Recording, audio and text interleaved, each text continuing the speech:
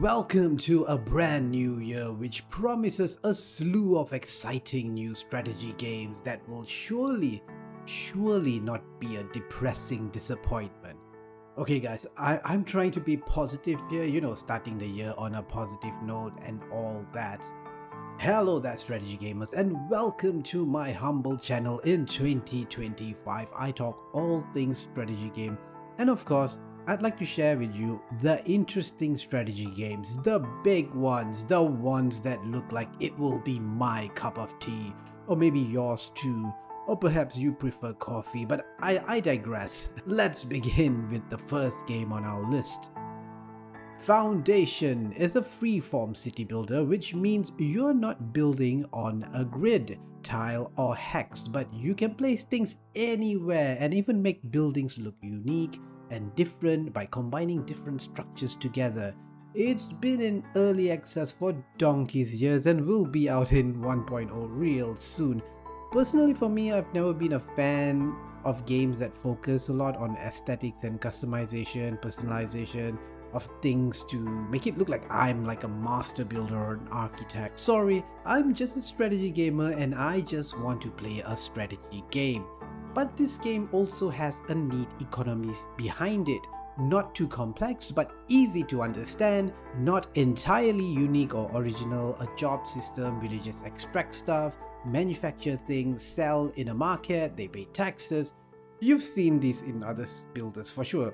But the beauty of Foundation is the way your medieval village or city will organically grow over time with your guiding hand. It's a very beautiful game with its own unique art style, and I guess you can say it lays the foundation of more things to come from the developers, as well as very good mod support.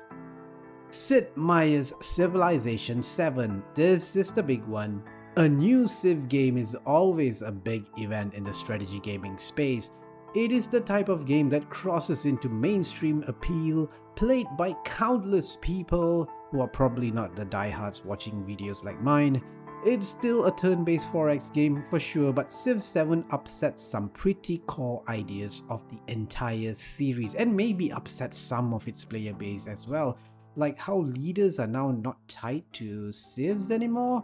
You pick a leader and then you pick a civ to adopt in the different ages as you advance. This is a very interesting idea and maybe all too familiar with the strategy gamer fans, cause it seems like Firaxis flipped the idea from Amplitude's Humankind, which in that game was implemented in a rather odd way with mechanics like era stars, which you gain to advance to a new era. I mean, I don't want to explain that here, but it was not as simple as how a civ game has always been. A very approachable 4X game with layers of depth that you uncover over playthroughs.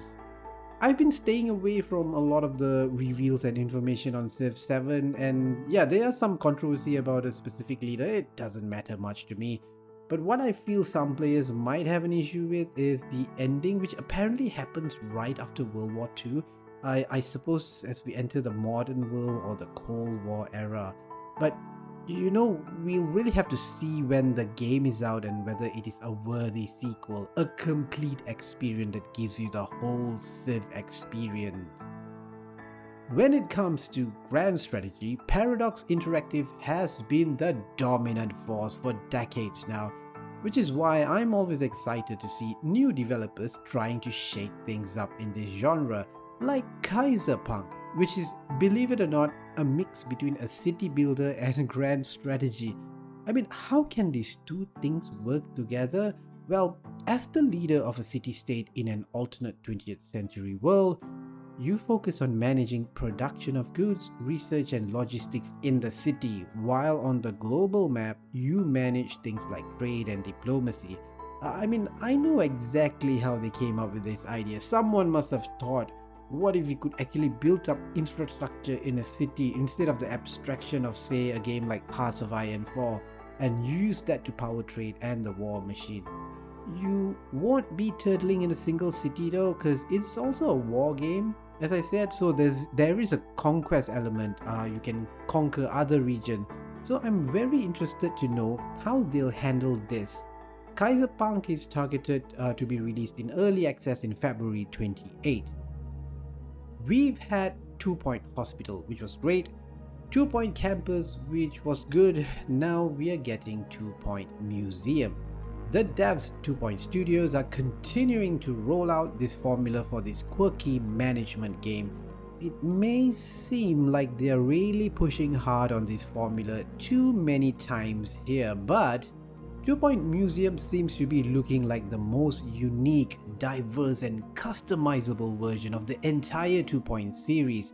So unlike in a hospital or a campus, your museum can have a big range of themes, from their displays and how you customize the entire visitor journey for something that's one, brings a lot of excitement and of course money to you, and two, to make it look aesthetically pleasing. Again, 2 Point Museum might just be the most prettiest game in this series, and I think you might dig it. Football Manager 25 is the new version of what I think is the biggest sports management game in the world. This time is not just a small iterative release, no, it's being developed on a completely new engine using Unity, and is supposedly a revolutionary big leap for the franchise according to Sports Interactive, the devs.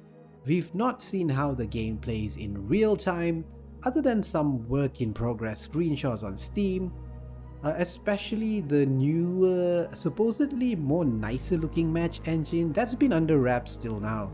We've seen very little for a game that's targeted to be out in March, which is rather concerning. But if SI keeps up to the plan, we might get to see a lot more real soon. Please SI though, I do wish you guys do not wait till like a month before release to show us the match engine. That would be nice, thank you very much. This one is only for the hardcore fans, I suppose, because I am expecting it to be a bit of a buggy mess. When they have made a major big change to the series, it has always been a bit rough for the first version of the game. But I hope I'm wrong though, that FM25 will be new, revolutionary and super polished experience, and maybe pigs will start flying. Just like FM25, Commandos Origins was supposed to be released last year, but they kinda dropped plans for a 2024 release after a beta test that, let's just say, many people were not pleased. Commandos Origins is the modern sequel of the real-time tactics game series from the 90s, which was set in World War II. These games were very much about stealth, as you'll go against numerous enemies deep within the enemy lines. Your commandos have their own specialty, like the snipers good at long-range takedowns and some who have skills to unlock stuff. These games are all about how well the missions are designed, and that will be the key for Commandos Origin nailing that classic feel, There will also be a new co-op multiplayer mode, which will require some pretty intense coordination with your buddies. That would either be quite fun or darn frustrating. If you've played games like Shadow Gambit or Desperados 3, those games were inspired by Commandos. This is the OG of real-time tactics, but these days, Commandos has been a bit of a forgotten classic. Hopefully Commandos Origins brings the series back to its former glory. EA isn't going to bring back Command & Conquer, so we get the next best thing, Tempest Rising, which I played the demo of it over a year ago, and finally it's got a release date. Tempest Rising isn't shy in showing where it took its inspiration from. That's the main unique selling point of this game. It is unabashedly Command & Conquer if it was set in an alternate universe with a different mysterious energy source and third faction, which, correct me if I'm wrong, I think I remember the devs saying they aren't going to be aliens. Yeah, totally not like CNC at all. Tempest Rising has had a good amount of time to get everything just right and polished, and the campaign looks very flashy and campy even, just like how I would like it, and I guess most of you CNC fans will love it as well. They've got the vibe part right, the music is spot on since they roped in Frank Klepacki, who actually did the music in CNC, and Red Alert of course, and the game looks fantastic. As an RTS fan who isn't so crazy about competitive multiplayer, This one is one of my most anticipated games this year. I can't wait. Drone Perspective is a neat little real-time tactical affair. You control a squad of soldiers. All this is done in an interesting new perspective, from a drone's perspective. It gives the game a rather cool aesthetic, an analog type of vibe, but I gotta say from playing the demo, the camera controls in particular aren't great and snappy, because you are controlling a drone that is giving you this bird's eye view of the battlefield. Honestly, what exactly is the advantage of having the camera in this game be a drone, other than just the coolness factor? Yeah, I'm uncertain about that, but the game does look cool though. And I do like the story behind the game. You, the player, are apparently tasked at testing a new drone logistics technology, and I can almost guess that this maybe might end up like an Ender's Game situation, where maybe it is revealed in the end you were controlling the soldiers in real life and caused a complete genocide. This one is a little left field, I'll admit it, solo dev who has quite a bit of work ahead of him, but I like the concept quite a bit and would love to see how it comes together. Imagine trying to survive after your lifepod crashes on a mysterious planet.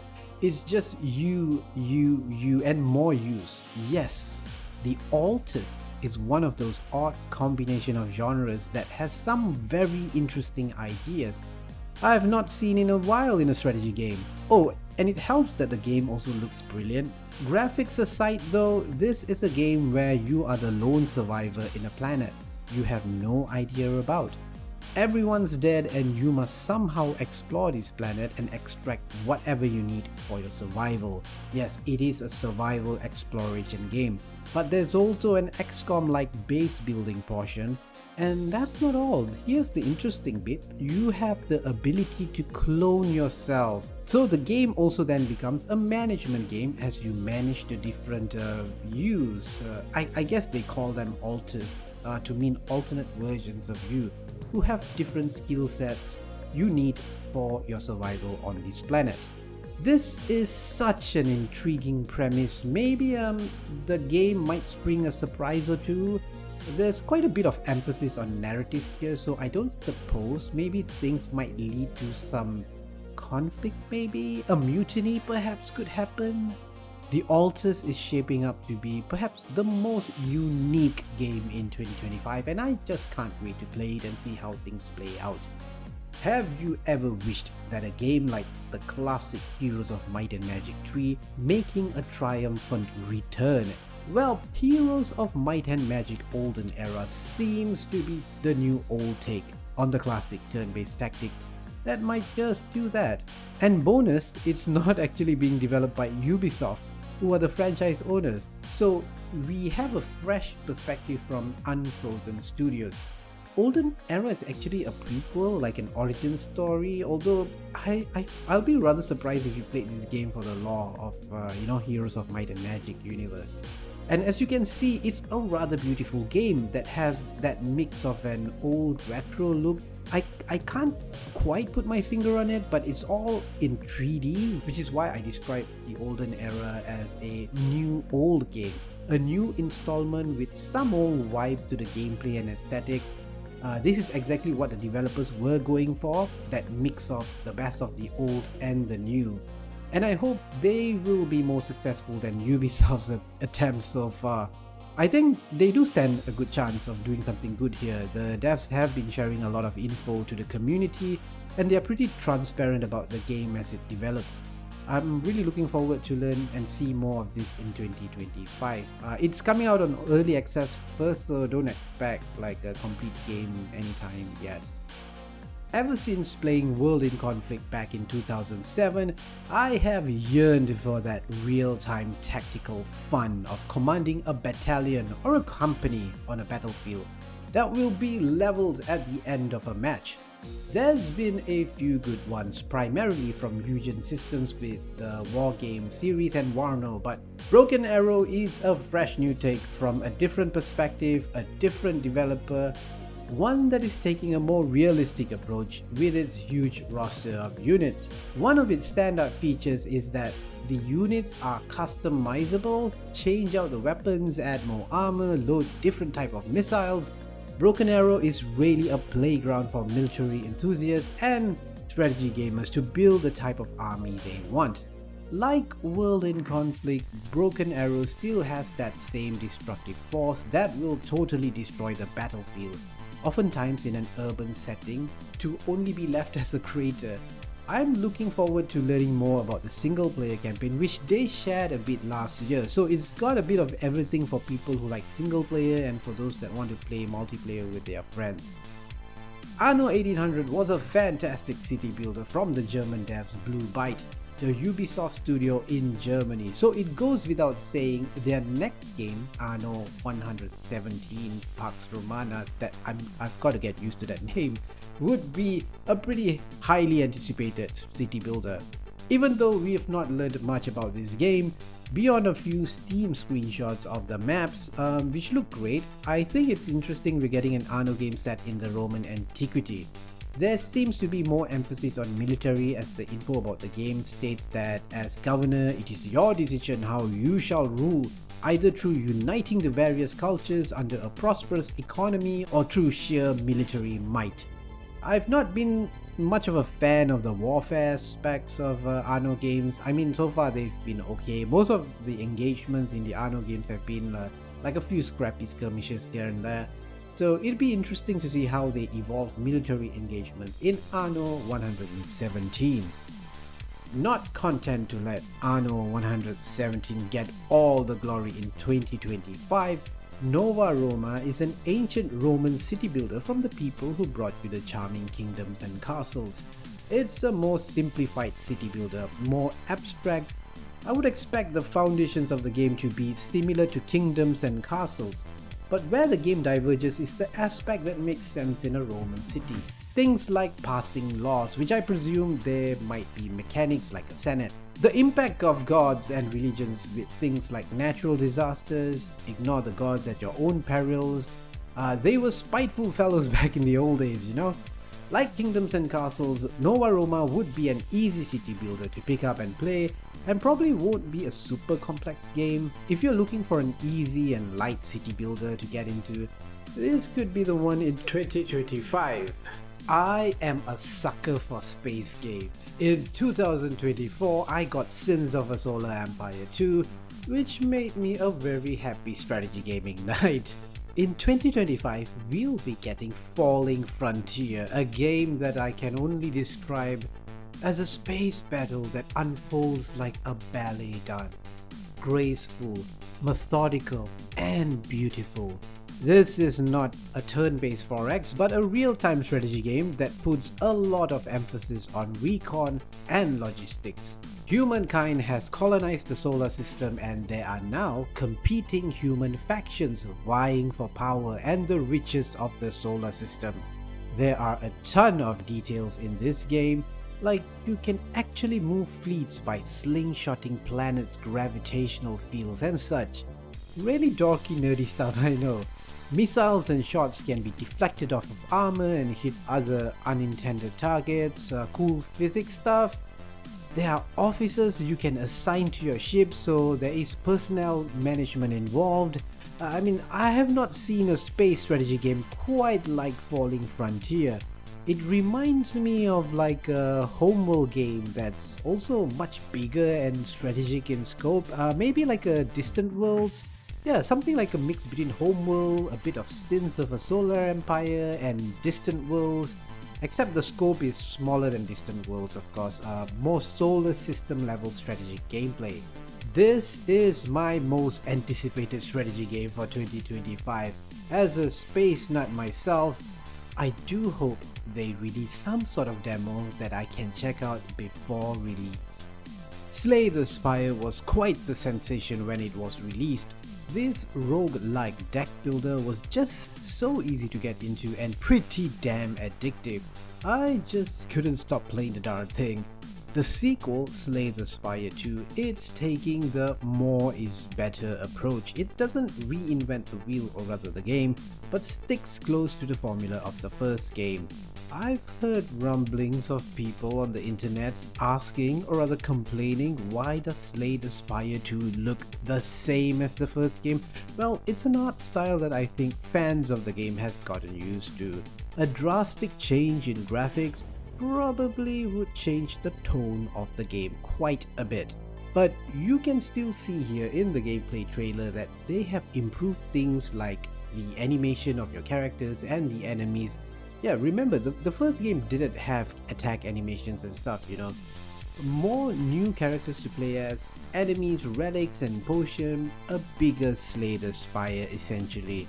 It's bound to be as addictive as the first game. Possibly there's also a new game mode they've not announced yet. Slay the Spire 2 drops into early access sometime this year. Mars Tactics is like when Jagged Alliance hooked up with XCOM and had a baby. Yeah, I'm never going to use that analogy ever again. I'm so sorry. In Mars Tactics, there are two factions, a rebel faction and a corporation, which you know by now how these things go. But what I really like about it is how they've got this Mars overworld map where you can capture important resources and build up supply lines for your forces. And when you attack a tile in this overworld, you start a turn-based tactics mission very reminiscent of classic Jagged Alliance. The tactical portion of the game is also quite interesting with deformable terrain, so grenades can create new cover for your guys. You can use environmental objects to your advantage as well. It's pretty much following the XCOM formula of either move further or move a bit and take a single action. I mean, why fix something that ain't broken, right? I've not seen a demo on the strategic part of the game, so it will be good to finally get a glimpse of that this year before it releases. Generation Exile is a hex-based city builder and colony sim that's actually turn-based. The devs are calling it a sustainable solarpunk city builder. You are on a ship heading to some far-flung planet, but resources are getting thin. You will need to use what you have to build an ecosystem in a sort of a biosphere in the ship. It's all very ecological in nature.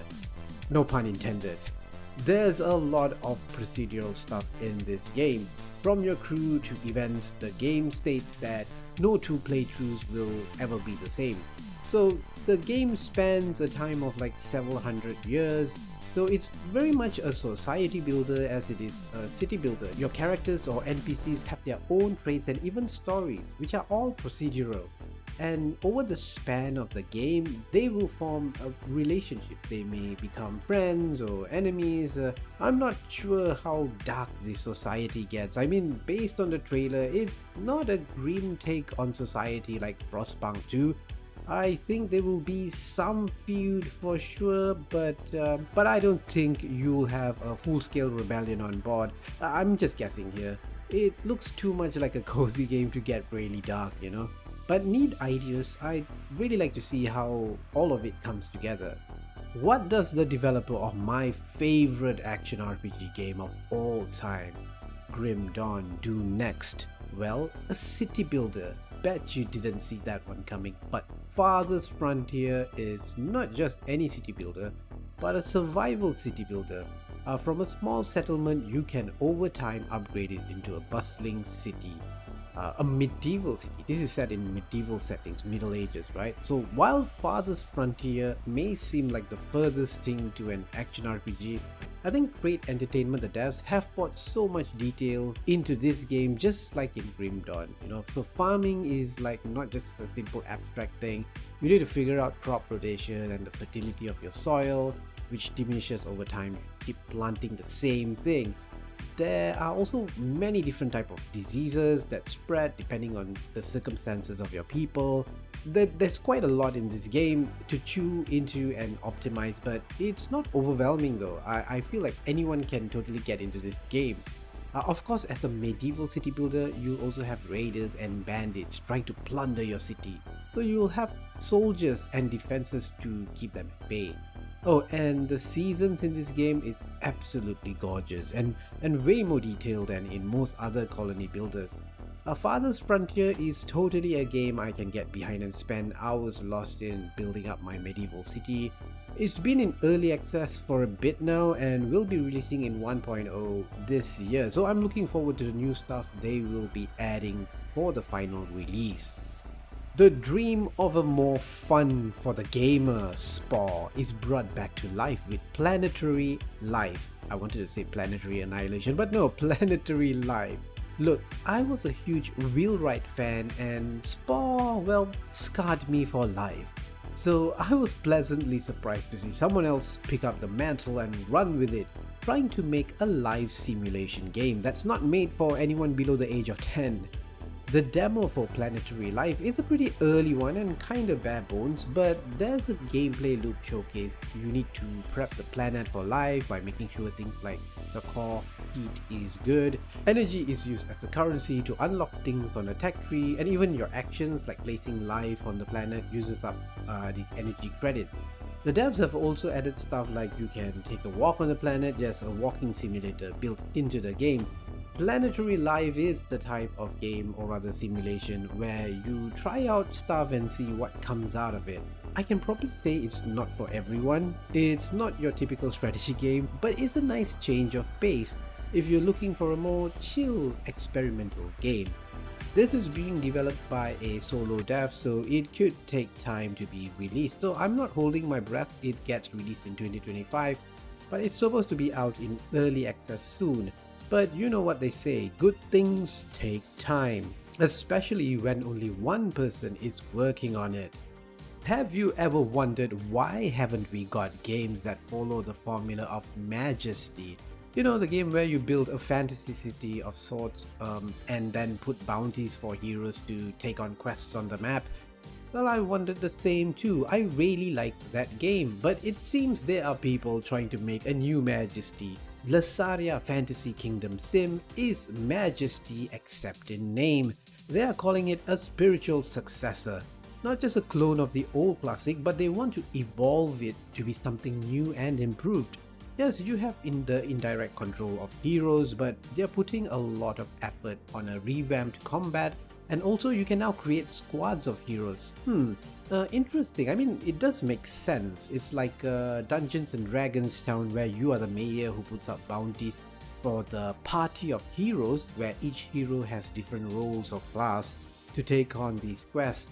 Really cool stuff. And there's also going to be a co-op mode, so it's not just a solo single player game anymore.